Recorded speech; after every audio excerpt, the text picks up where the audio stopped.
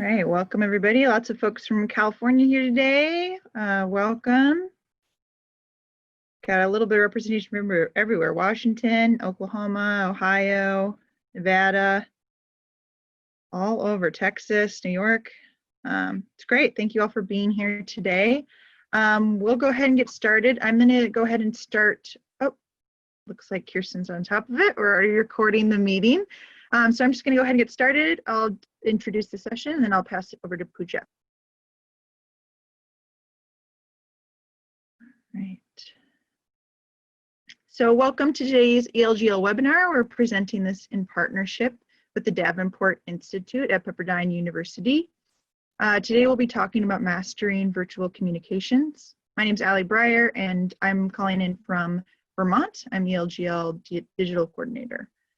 ELGL is the Engaging Local Government Leaders Network. We engage the brightest minds in local government. One of the ways we do this is to provide exceptional and free online training about local government for ELGL members. We're pleased to participate with the Davenport Institute, whose mission it is to help build stronger communities by promoting public participation in local government. As I mentioned, we're recording today's webinar and we'll have a saved copy that will be available for our participants as well as anybody who wants it, so you can feel free to share it out with your networks. We also have a special landing page focused on the COVID-19 pandemic at elgl.org/COVID-19. This is an interactive webinar, so I encourage you to participate through the chat box on your screen. And we'll also have opportunity to comment, ask questions, and we might have you come off mute so you can kind of interact with our speakers today. Right now, everybody is muted, but once we open up for questions, feel free to unmute. And again, you can submit your questions in the chat box either during the time of Q&A or throughout the whole presentation. We'll be live tweeting today's webinar, and you can follow along with the hashtag ELGL webinar. And today's event is about how prior to this unprecedented crisis, only some of our communications were virtual. Now, as a result of shelter-in-place orders across the nation, our only option is digital communication. We have a talented group on today's call to talk about what leading innovative techniques and strategies are being successfully used by cities and what the line is between too much communication and just enough.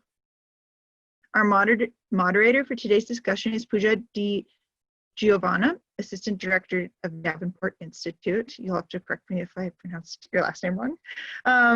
And we're joined today by Hsui, who's the Deputy Chief of Police from the City of Mountain View, and Kimber McCarthy, who's the City Manager for City of Mountain View. And on behalf of ELGL, I want to thank you for joining us today, and I'll turn it over to Pooja for today's discussion. Thank you. It's great to be here. I'm currently in Los Angeles, California, but originally from New York. So to all the New Yorkers out there, personal hello. The field of communication and communicators have been facing an interesting challenge since the lockdowns began. Some of us have been training for a moment like this for our entire professional careers, translating everything to digital communication through various mediums. Some of us have struggled to balance the transition to only digital communications. All of us, though, have struggled to find the right balance between too much and too little connection with our communities and in our personal lives. The last 2 months have changed how we communicate with one another, within families, neighborhoods, schools, and the relationship we have with our local government. In this webinar, we will examine how communication between communities and their local governments has evolved to meet the needs of the time, how we're seeking to maintain a healthy balance, and the ways in which leaders are striving to stay connected. I cannot emphasize enough the applicability of this discussion that we have today, extending beyond the relationship between just government and citizens. It applies to our everyday lives as we seek to maintain connection and obtain information. Of course, we're going to be focusing on the relationship between communities and local government, but it has broader, zoomed out applications. With that said, I will say this, that it is, as a communicator myself, I have constantly tried to balance between virtual and in-person personal communications. So have almost all of you as communicators. However, this crisis prompted a swift shift towards only digital communication.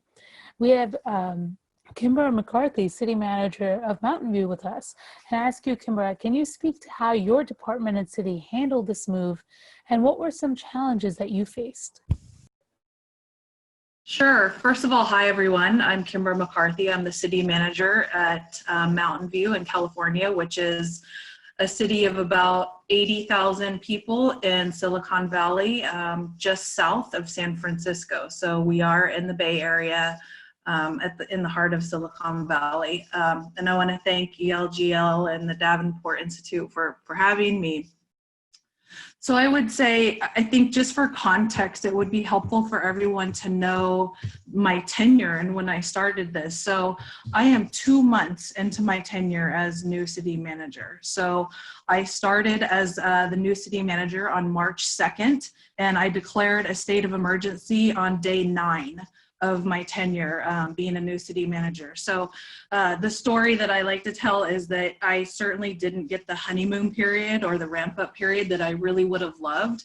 I'm very much a relationship person, and the focus of this is communications. And to me, that's always been so critical and so important with just how I interact with people and really in understanding people's work and our employees and all of our business community. And that has obviously been completely hampered by this crisis, because in my second week declaring the state of emergency, just a few days later is when our county, Santa Clara County, moved to a shelter-in-place order. And we were the first county in the whole country to do this. So that started on March 17th.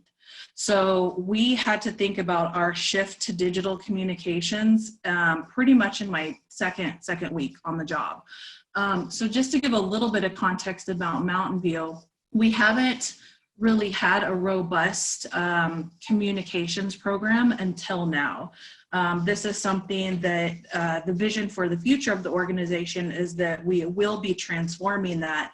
So what I had to do really quickly was identify the people who have the great skills and ability who could come together to master this new virtual communications environment. So obviously I'm very lucky to have our Deputy Chief Chris Shung, who is, I think, the master at virtual communications. And obviously I thought having a team that could help him, because this is not his normal job to be the city's de facto communications lead.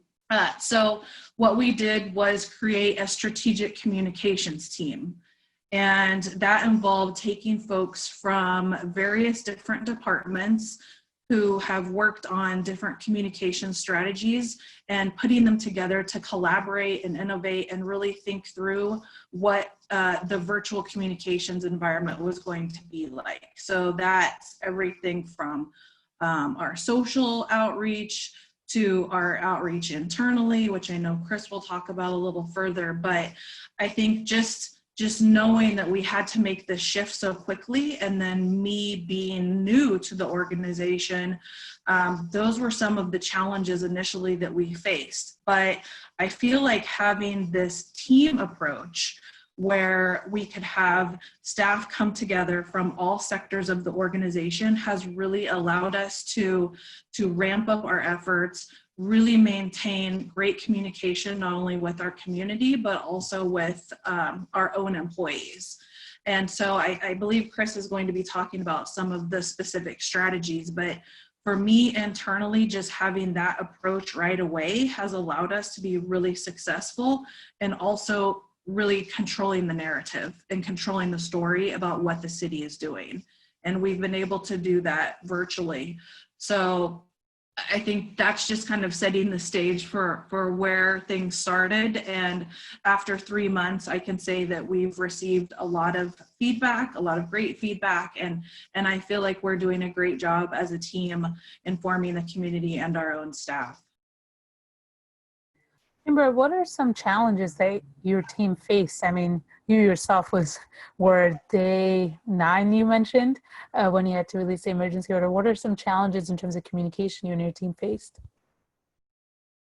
So I think some of the big challenges were just figuring out everyone's work style, taking a team from different departments that have had different jobs and duties. Everyone kind of had to figure out who was doing what. So, and that's part of what Chris really had to lead, was putting people, matching people with their skills. So I'm the type of person that I never like to have people in a box. I think that people bring a lot of their own creative energy and their own ideas to what we can do. And so that's something that I really wanted to encourage as part of this team. And I think just one of the challenges was figuring that out very quickly and figuring out who was going to be doing what. And then also figuring out what the virtual communications plan was going to look like. So we had to put together a strategic communications plan within like a day or so. So I think just as government, I think we all know that we are not used to working as quickly as we have been these past 2.5 or so months. So I think that was really just the challenge too, was figuring out how we were going to be so agile and quick with doing things differently, and how we were going to be reaching out differently, and how we were going to be informing our residents about all the volume of information they were getting, but doing it in a way that was meaningful for them and thoughtful. So I think that was more so the challenge initially, was just getting everyone to the table, figuring out who was doing what, and then defining the plan. And once we did that, it made it a lot more organized, but that, you know, takes some time too for people to get used to who's doing what and the different styles. And you mentioned that you did receive feedback from your community. Would you mind sharing just some of the types of feedback that you received with the new communication strategy that you put in place? Sure, I can speak to at least the people that I work with the most often, which is our city council. And I think Chris will probably be able to speak to what he's hearing directly. For me, it was really important too. One component of this is making sure that your elected officials also know what's going on and have all the information distilled, because if you think about everything you're hearing on a daily basis, you know, you're hearing it as a resident of your community, you're hearing things as an employee. And then for our elected officials, they have a whole different element of trying to distill through the different information and what they're learning from a very high level perspective from state and federal officials, all the way down to what we're telling our staff. So I think, at least for me, the feedback from our council and from other regions has been, wow, we're so happy with this amount of communication and the type of communication. We've never had this before, and they're very appreciative. And we've had staff and even elected officials reach out from other cities to ask us about what we're doing internally and how we're doing it. So that feedback, I think, has been really rewarding, to know that we were able to change our operations so quickly, even such that our city council members are feeling like they know what's going on.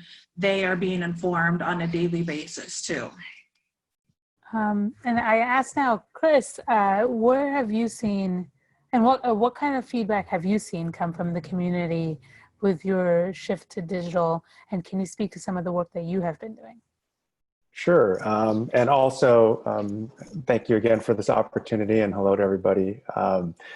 It's an interesting mix, because as we found ourselves in this crisis, you know, prior to this crisis, the community was probably used to just getting informational stuff. And in the midst of the crisis, you have to imagine, if I think we can all resonate with this, where you're just getting bombarded with COVID-19 news everywhere you turn, either online, on TV, and the newspapers.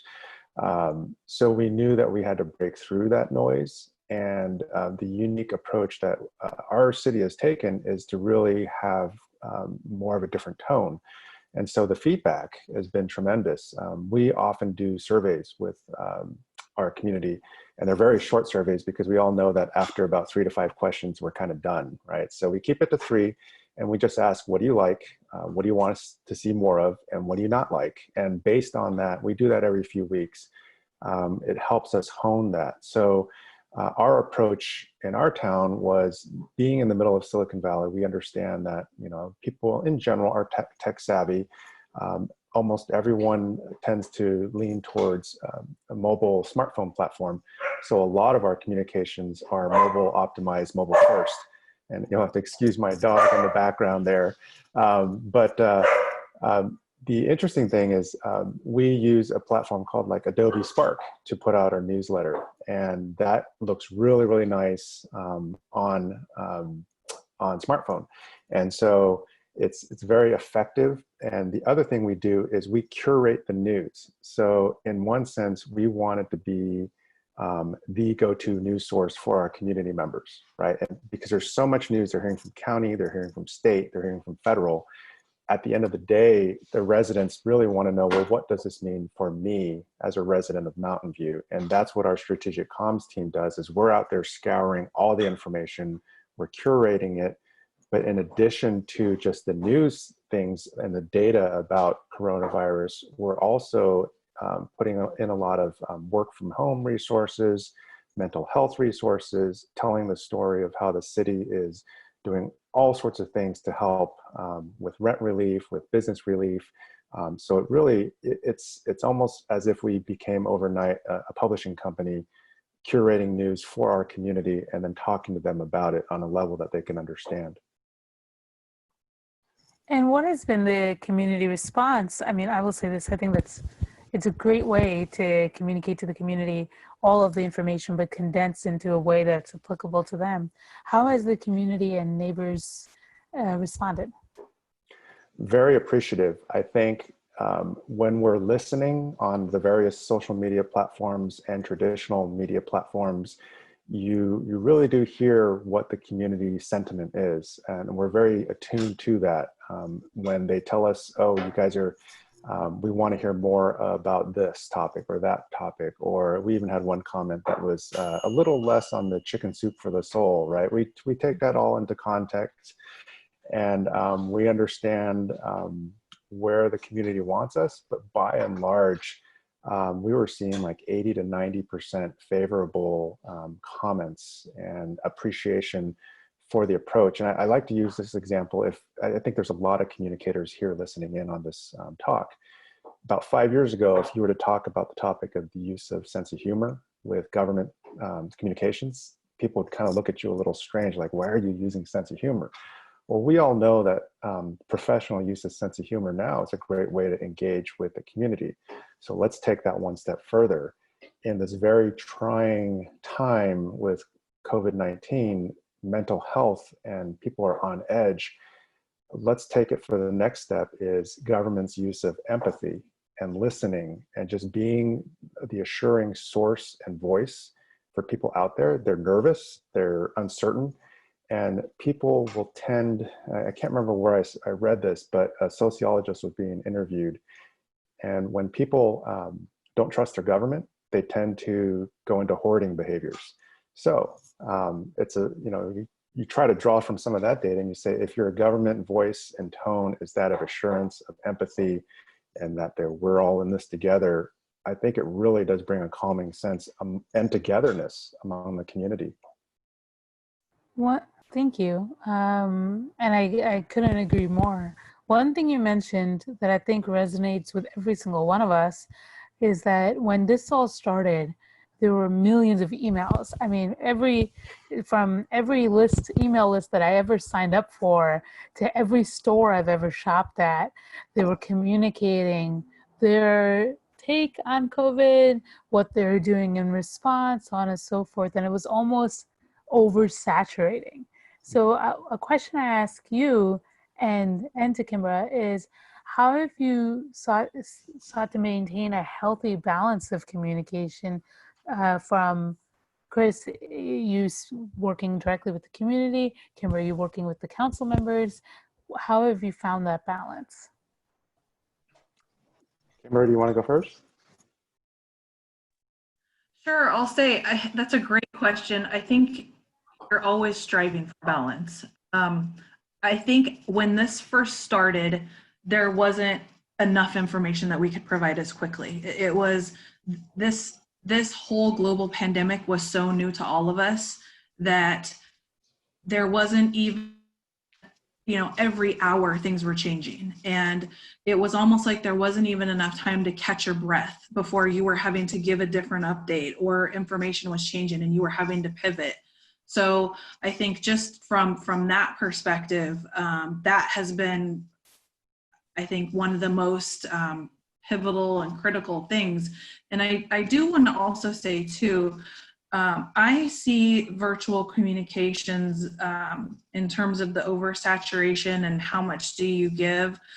You also need to think about this for your own employees. And so this is something that I talked to Chris a lot about. Initially, I was sending emails to employees with updates on here's what's going on, here's what's happening. And I really, really wanted to do a video to our employees so that they could hear directly from me, because I didn't have the chance to set some of those one-on-one relationships with all of them. And I hadn't yet had the chance to go visit, their work sites or do work alongs. So one of the first things we did was a video of me talking about all the efforts that we were doing for our homeless residents and people who are living in vehicles. And so that kind of set the stage. And then I also did a video just directly to staff. I thought a long time about whether I wanted to have a script, and I had some ideas in my head, but with Chris's help and Saul Yeager, who also works with our police department, just went into my office and did just a video from the heart and just spoke for about 3 minutes to our employees. And the response that I got from that was just so overwhelming. Just that sort of level of communication. And Chris mentioned looking through all the noise. So I always say I'm trying to hear the signal through the noise. And that to me was a sign that we weren't, oversaturating, or we weren't giving enough information, that people wanted more and more information, and they wanted to hear from me, and they wanted to hear about what was going on, and acknowledging, as Chris was saying, I think the emotional part of this and the toll that it was taking on people, and then also acknowledging just the unknown and all of the uncertainties that we're all experiencing right now. It doesn't matter where you are in the country. We don't know what's going to happen in a month or 3 months or 5 months. So I think that was also the part of thinking through how much do you say and how do you say it. I think now, as time has gone on, there has been so much news and there's so much information. I think you're certainly always trying to find the balance. So kind of getting back to your question, and trying new things. I mean, that's part of it too, is maybe we have to do a little bit different way of messaging, or we want to talk about different things now that we're 2.5 months in. So we just have to kind of think through that. We also did a virtual town hall with myself and the mayor and our congresswoman, which was very, very well attended. I think we had a couple hundred people on that virtual town hall. So there's just a lot of things that I think you can do differently as you go. So you can adapt and change as you go so you don't get that oversaturation. But Chris, I'm sure you have other thoughts on how things have changed with what you're hearing from the community. Yeah, I think it's also important to not be set, our strategy this week is X. And I think with everything COVID-19, we've very quickly realized that things almost change by the hour sometimes. So week to week, we were very close to listening to the community and what they wanted. It's almost as if our role has shifted into that of a publisher or a producer, where you're looking at, I have to put out this package of news. I can't just put out the front page, because not everyone wants to read the front page. Some people want to read the entertainment section. Some people want to read the sports section. And it's not that government's getting into the sports industry, but it does mean that we have broadened our scope of the information we put out. I'll put it in the text chat box on how, if you want to sign up for, we call it the briefing. That's the Adobe Spark newsletter. And you can sign up and just get a sample. And by all means, if you want to steal the style and the content, have at it. We're always happy to share. But that gives you a sense on the balance. And so, and to give you an example, we always led with the feel-good stories first. And then we started to see some sentiment from the community like, hey, we want to know the data, right? We want to know the news. So much like a newspaper publisher, we flipped it and we started to surface more of the news and the news from the county up front. And then we started to push down, but still include brief topics of, the feel-good, mental health resources. And you have to understand, people nowadays, I think the average statistic is people have the attention span of about 8 seconds, which I think goldfish have like 9. So we're just squeaking in. And people are tired. So you really only have a few seconds to grab people's attention. And the same is true, and Kimbra touched on this, of internal city staff communications. So we do a similar newsletter just for internal staff, because we know that, like many of you, our workforce is so spread out, and the sense of organizational culture and togetherness is really hard. So you have to overtly, proactively take steps like a newsletter to just try to keep that water cooler, friendship, cubicle kind of environment going. Thank you. I will say this to everybody in the audience listening in. If you have questions as you come along, please throw them into the chat. We will have a question section after we go through a couple of more questions with Chris and Kimbra. So keep the questions coming. To what you were saying, Chris, is that the maintaining that balance, and I think one thing you mentioned that really stood out is being mindful of the emotional state of those who are listening and reading whatever information you're putting out, this confusion and this uncertainty that is surrounding us. I think that is one of the main takeaways that we can take from this as communicators, is that mindfulness. Now, more so than ever. Are there other things that you would say, since we are a room full of communicators, that would be kind of your top points of guidance? Of course, one being awareness of the emotional receptiveness of those listening in, but other tips that communicators can take away?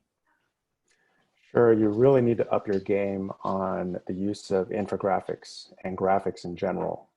That will really help you stand out. And it's helpful to always put yourself in the perspective of the resident receiving your information, because as communicators, we see it so much. We're so used to looking at our Twitter feeds or Facebook feeds, and we're very comfortable and confident with it. But we often forget, what's it like to consume the information that we push out?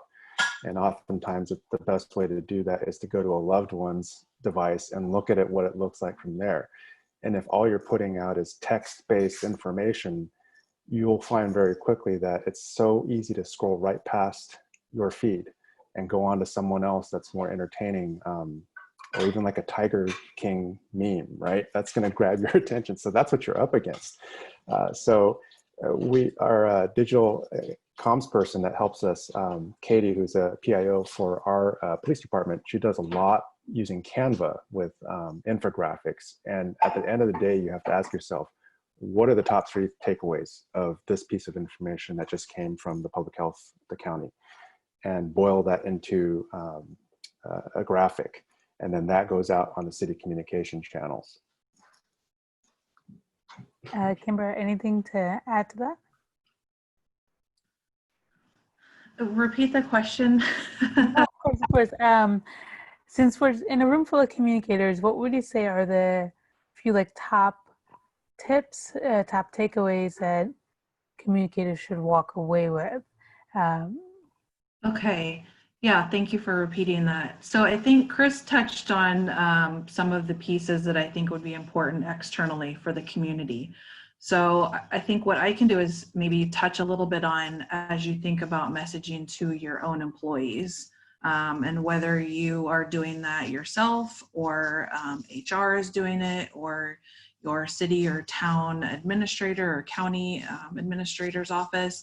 I think that one of the big things to acknowledge is just how much of a change this has been, and how it has been, it's been hard for everyone that we're navigating through this. But what I think we've tried to do is, as communicators, to acknowledge what people have already done. So for me, it's, all of us and everyone on this webinar, we've already done what was said couldn't be done in government. We have already adapted quickly. We are already transforming. We are doing things very differently. We are doing what I call, and what I've been saying to our team, is thinking of the next normal. So not what how it's going to go back to how it always was, but what is the next normal?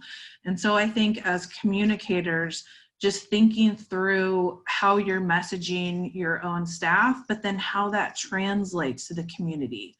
So beyond, what Chris said, it's thinking of that tone and what that message is going to be, because services are going to look different to your community, and the way that we provide those services not only are different now, but they're going to be different in the future.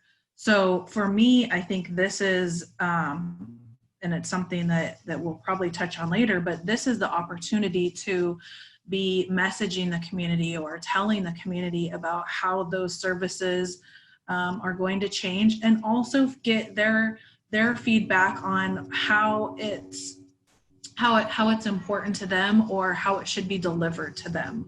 So I think this gives us the opportunity to kind of rethink that and think how that's going to be, just from a communicator standpoint. Yes, you're getting the information out, but you're also telling the story about how things have changed, and that it's not going to go back to how it was 3 months ago.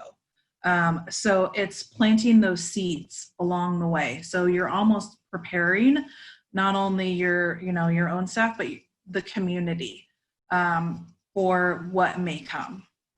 Absolutely. And one thing that, as we look to now, and also to your point, Kimber, looking forward, there are some tools that we should have in our tool belt as communicators that are most useful, the ones we look to. I know in the chat we're seeing a conversation about our love for Canva for making infographics and other graphics to share out.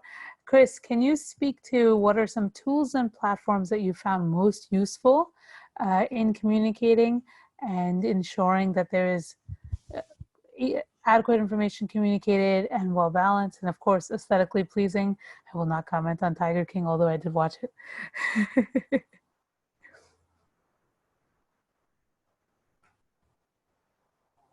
Chris, can you hear me? Did we lose Chris? Looks, maybe he's frozen. I think he might be frozen. So maybe, I know he'll be able to talk about more of the specifics. Okay, we can come back to Chris once he's unfrozen. Then to Kimbra, I'll ask, what are some strategies that you have put in place in this state of emergency that you're seeing the potential for using afterwards as we look forward? So in terms of, and so Chris had a dog in the background, and I have a 3-year-old. So if you're hearing songs or monsters, that's what that is. That's my disclaimer. Every webinar, every meeting I'm in, it's a disclaimer. So strategies. I think for me, as communicators, I think right now what you all are doing is you've never been so critical as you are now. And it's telling the story for your agency and telling the story about what you all are doing. And as I said a little bit ago, how that story relates to where you're headed in the future. Because the way that your town or your county or whoever it is that you represent, the way that you're going to be delivering that information will change for good. And so I think you want to think about that storytelling aspect. I see that Chris came back on. This is so ironic. He's always teasing me about how I am behind the times with some things, but I love the fact that he fell off this webinar.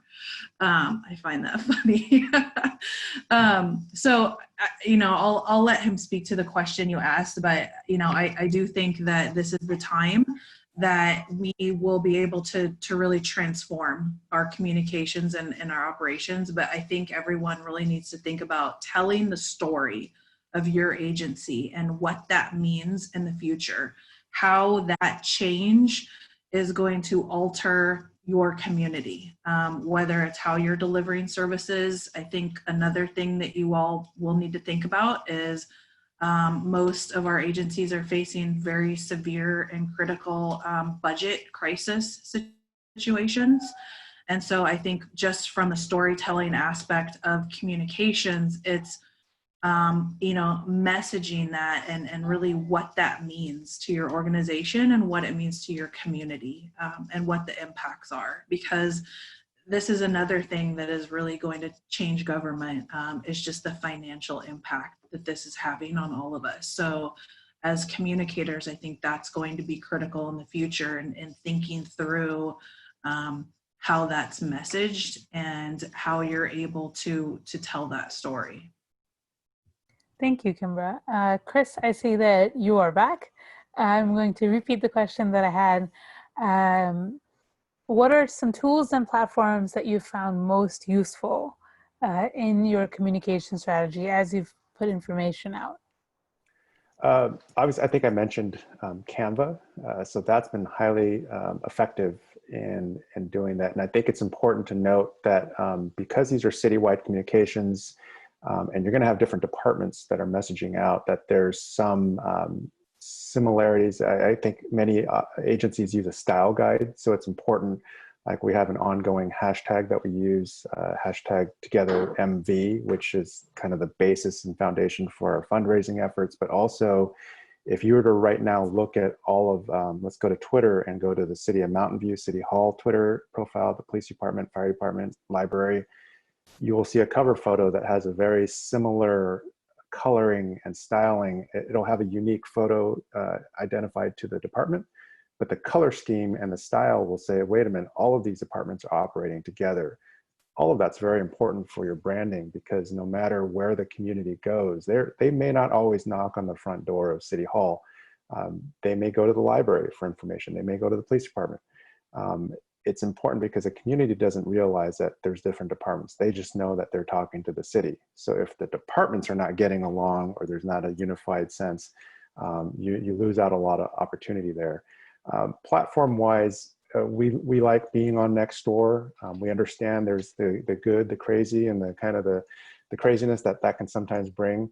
But I always tell our staff that I'd rather deal with the crazies and the trolls from Mountain View instead of from across the country when you're dealing with platforms like Twitter and Facebook, because you can't control who's coming in. That said, we still are on those platforms, Facebook, Instagram, Twitter, and we understand that each platform has a unique audience, and we message accordingly depending on what the message is.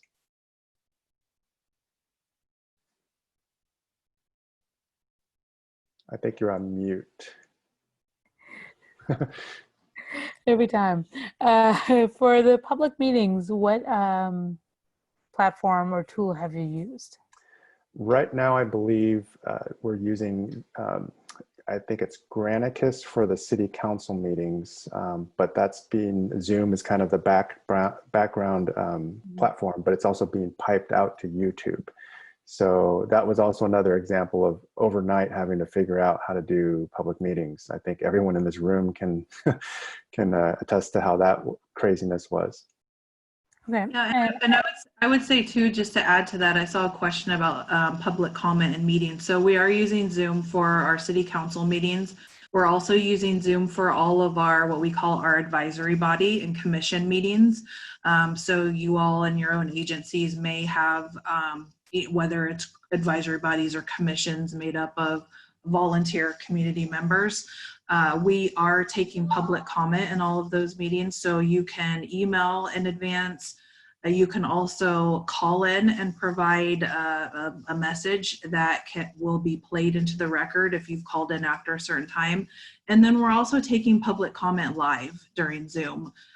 So our IT director is making sure that folks, you know, are registered in advance, but we have had quite a few city council meetings since the shelter in place started. I believe we've had 6 or 7 city council meetings.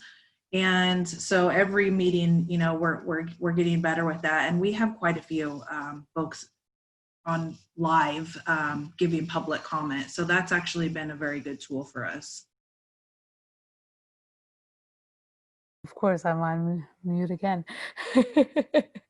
Once it starts. One more tool I'll throw out there as someone with a communications background for video content, quick and easy video content that doesn't require videographer skills. I've been using Lumen 5. So I'll throw that in the chat. But if it's the Canva of video, but super simple. So it allows you to piece together images and text. So I'll throw that out there to this team of communicators. Yes, I'm spelling it right now. I'll add to that while you're typing.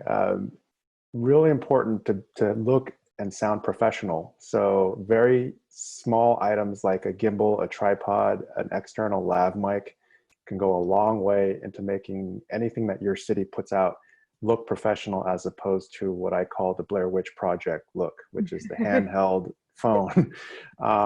You know, and if you're going to set up your phone on a tripod and record a press conference, but the phone is like 15 feet away, it's going to sound terrible. And you're not going to know that unless you're listening from a recipient's point of view. So they're very small ticket items, but to have those, it really puts you into the professional category. And we will be sending out like a recap of notes with some links to these tools. And I'll be sure to include a couple of suggestions for tripods and iRig mics, so on and so forth.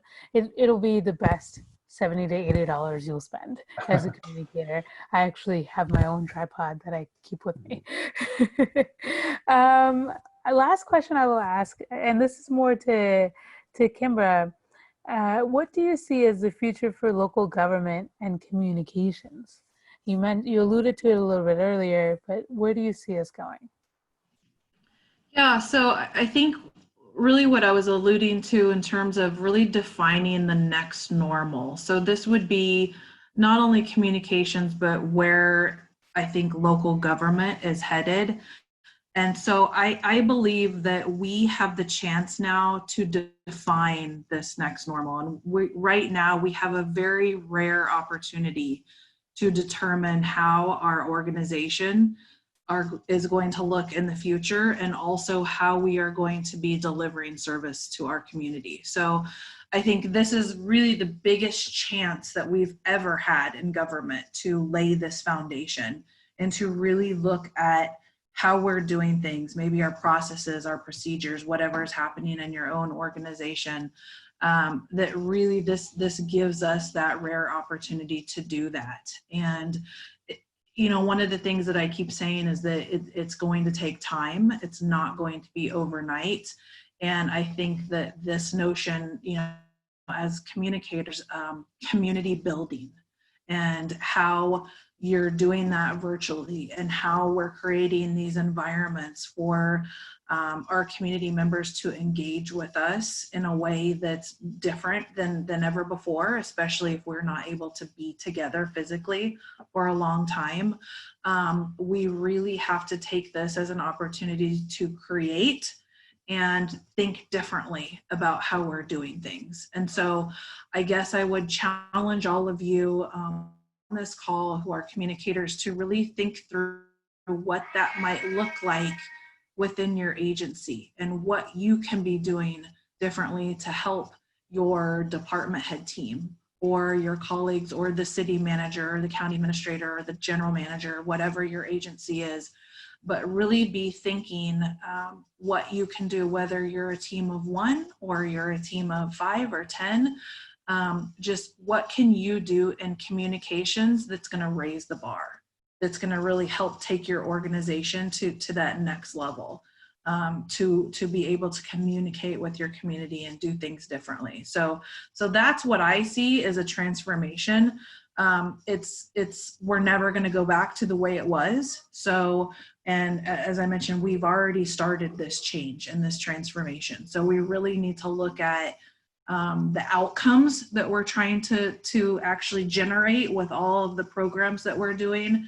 And I would just say, think through the lens, since you're all in communications, think through the lens of how communications can help spread the word or tell the story about that. And I think that's what's really going to be critical. Thank you. So we are approaching towards the end. We're in the last 15-minute stretch. So I'm going to turn it over to the ELGL team to take a couple of questions from you. I see the chat has been going, so I'm going to hand it back over. Great, thank you. And thanks for that great moderating and great questions, and appreciated all the answers. So appreciate all of you. So we have a question from Peter. I don't believe it was answered, about internet accessibility and familiarity. Peter, would you mind coming off mute and asking your question? I would not. Can you hear me now? Yes. My question I'm from Cincinnati, and not everyone here has internet access or familiarity. So I'm wondering if Mountain View has that kind of similar circumstances. And if so, how do you communicate with those folks? Great question. It's a very clear point. I think if there's anything that this pandemic has highlighted, it's the digital divide. And we do have absolute community members in Mountain View that do not have the same level of access. So it's multi-pronged. I know with our city school districts, the districts put out buses that are basically hotspots for the parking lots of schools for access there. But traditional media, what we have is we have a quarterly newsletter that typically would go out to the residents. It's called The View. And what we did was, like, within a week's time, we repurposed the entire content of it and basically turned it into a print version of a summary of the content we were putting out, with pointers to different places that they could go and get more resources. And so it is a challenge, and it's definitely something we shouldn't ever forget from government communication standpoint. Yeah, and I would just add to that, I think this is a great question because, as Chris said, this crisis has highlighted the digital divide more than ever before. And so where Mountain View is in Silicon Valley, for those of you who don't know, we are Google's headquarters. So we're the headquarters for Google and LinkedIn. So we have a lot of wealth in our community, and we also have a lot of folks in our community who are homeless or who are lower income. And so there is definitely, and you're seeing this throughout Silicon Valley, there is that, just frankly, that divide in our communities. So one of the other things that we've been doing, and this is not virtual communications, but I think it does speak to your question about the digital divide, is we have been having to give more modern, or I guess old school communications tactics a try. So for example, we have flyers, that are translated in all of the languages that our community members speak. So Spanish and Russian and Chinese. And we're also making sure that we are physically giving information to folks that may be homeless or unstably housed, of the resources that are available to them. So food bank opportunities. We have safe parking lots where people who are living in their cars can go. We have 3 lots right now. So in terms of that digital divide, we're trying to, as Chris said, work on providing hotspots. We've also provided solar generated electrical outlets to students who need them, who may be living with their families in their vehicles. But this is certainly a conversation that we'll have to continue to have, because I think it's just really highlighted the need now more than ever. But also we have a lot of rural communities who aren't as connected to Wi-Fi as those of us who are in more urban areas are fortunate to be. So I think, that also has to do with the carriers and where Wi-Fi is even available. So I think this is a greater conversation that we need to continue to have, just as our cities and counties evolve. This is going to be an even more critical thing that we're going to need to be addressing and dealing with. Could I ask a quick follow-up? Thank you for those answers. Is it possible to get a copy of the chat correspondence or dialogue? I have a hard time reading the chat columns. I know there's some good information in there. Yeah, absolutely. We'll save that as well as the recording when we send it out. Thank you. And thank you for the answers. Thank you, Peter. So we have a question from Lauren. I don't believe it got answered. Lauren, would you mind coming off mute to talk about small communications teams? Sure. Hi, everyone. I just wanted to see, as a communicator of one for our small city in Southern California, how do you get the city manager on board? We also have a new city manager, not to our organization, but to the role. And a lot of our executive team is also recently promoted. So being a communicator of one, it's hard to be that publisher, like Chris said, trying to digest all of the governors, the counties, the local, the federal information and kind of put that out. And burnout is a real thing. And I know Chris has been wonderful over on the Gizmo Facebook, helping us all and sharing information. But how do you get the rest of the organization on the team, or to even kind of create a team of people if there's no other communicator, no other communicators to really point to?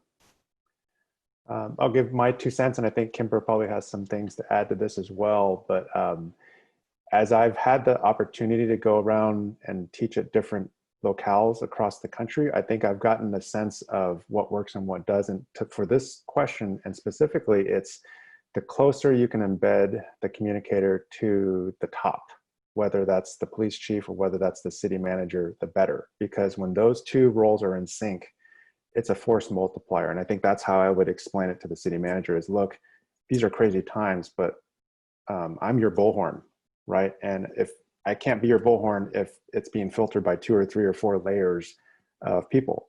And so right now I direct report to Kimbra on all of these topics. So I know exactly where her comfort zone is, how she feels about various topics. So if I can't get a hold of her, I innately will know where she is, right? And I can put messaging out if time is of the essence and still be within the safe zone. But you don't get that if you don't have that kind of relationship with your city manager.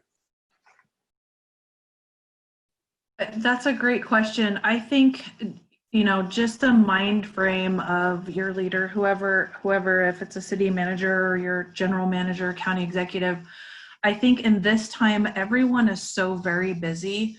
So what I think would be really important for you to do is come up with and take the solution to your city manager. So especially for me right now, it's hard for me. I don't want to be brought, what should I do? Or what could we do? So what I really like and what I think you could do, being a communicator of one, is formulate some sort of plan or recommendation for your city manager. Here's what's happening. Here's what I'm seeing. Here's how I think this could benefit our city or organization. And obviously you're not going to have a whole stable of folks behind you, it sounds like. But even if you don't necessarily have communicators or people that have that title of, communications, we have people on our team, for example, the HR manager. So you may find people who have the great skills and abilities to just communicate in general. So, and you will find people across your organization that may not necessarily be the ones who are doing the social media or who are doing the virtual communications or press releases or whatever it is, but you'll have people who are good communicators, and you'll have people that might have ideas. And so what I would do for city manager, whoever the leader is take your recommendation and you send them on, here's how I think we could really enhance our communications in the next month, or this is what I'm hearing from our community, and this is what I think would work well. And then that will give them the kind of the room to give you feedback. And obviously with the new city manager, it sounds like they're new too. You're trying to still figure out their style and who they are. Unfortunately, Chris and I knew each other before I started this job because I worked in Mountain View several years ago. But for you as a new city manager, you need to figure out what that person's comfort zone and style is. And it's fine asking, you know, how do you like your communication? What are your preferences? What has worked well and what hasn't worked well. But I think anytime you come to the city manager with solutions and recommendations, that's going to be appreciated. Thank you. I appreciate it. Thank you. We have time we'll just do one more question. Emily, would you mind coming off mute and talking about disabilities and accessibility? Hi, yeah, can you hear me? Yes. Great. Yeah, just listening to the conversation about accessibility in terms of internet access raised the question for me of are you reevaluating how you're addressing disabilities and accessibility in your communications? Has that changed? Is it staying the same? I'm curious if you're looking at that as well. For us, it's always in the background. Like, we understand that we've got to do it. I think if you were to characterize the first 3 to 4 weeks, it was everything's on fire, your hair's on fire, and the fire's on fire. Now that we're kind of entering into, I wouldn't say a lull, but a different phase, it is absolutely top of mind. Like, we've put out a few videos lately to just highlight different topics. And at the behind the scenes discussions in our comms team was, you know, how do we get the captioning on there, and not only captioning in English, but also captioning in Russian and Spanish and Chinese. So it is a forethought. Right now, we just don't have the staff kind of expertise, but we do have some awareness of it, and we're going to try to embed that into the future messaging when applicable, especially even something like infographics. We can embed a lot of the alt text stuff in there and try to make that more accessible.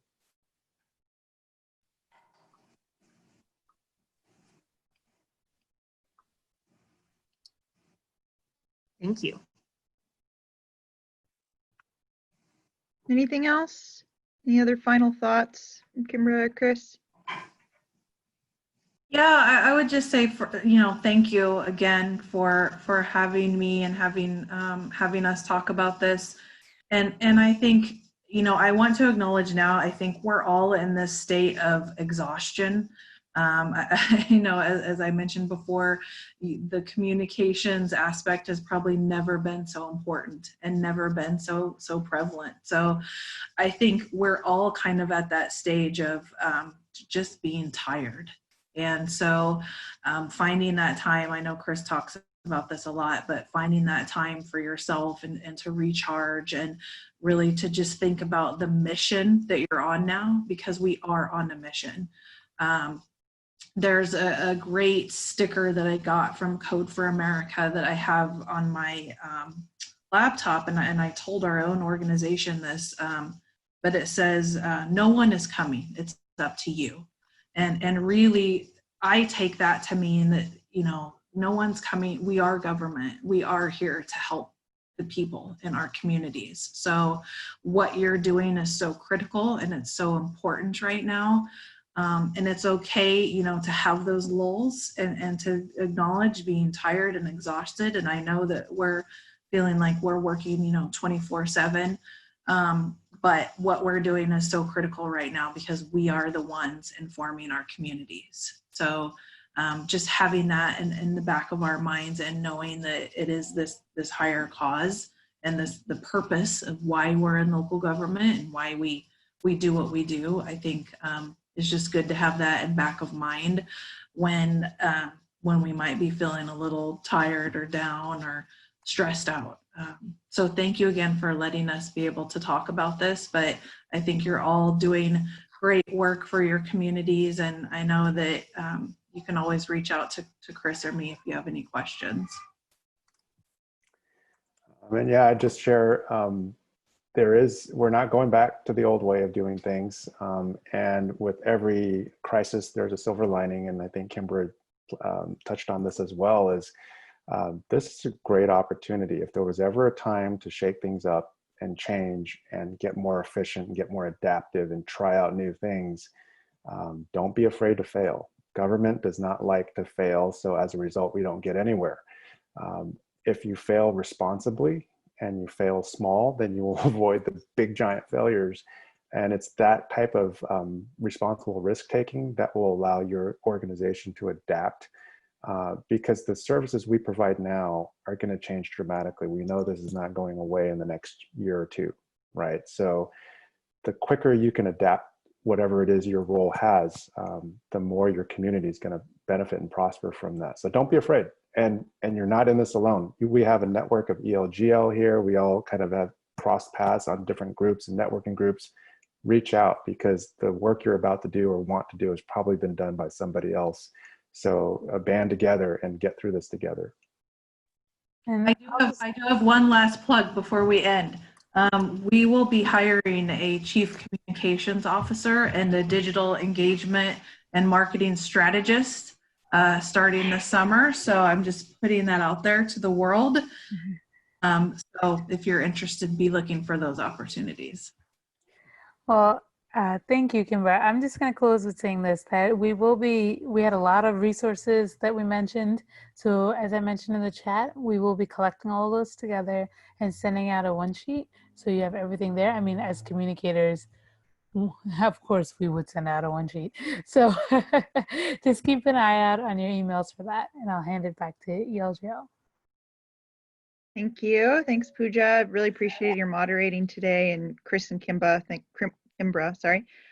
for providing all your insight and expertise to our members. It seems like it was a really positive experience for a lot of people, including myself. So we have one more webinar with Davenport. That is May, I'm sorry, I should have looked. It's on our website. It's May 21st. It's about building community and rebuilding connections. So you can sign up at elgl.org/events. And thank you all for being here today. Have a good day.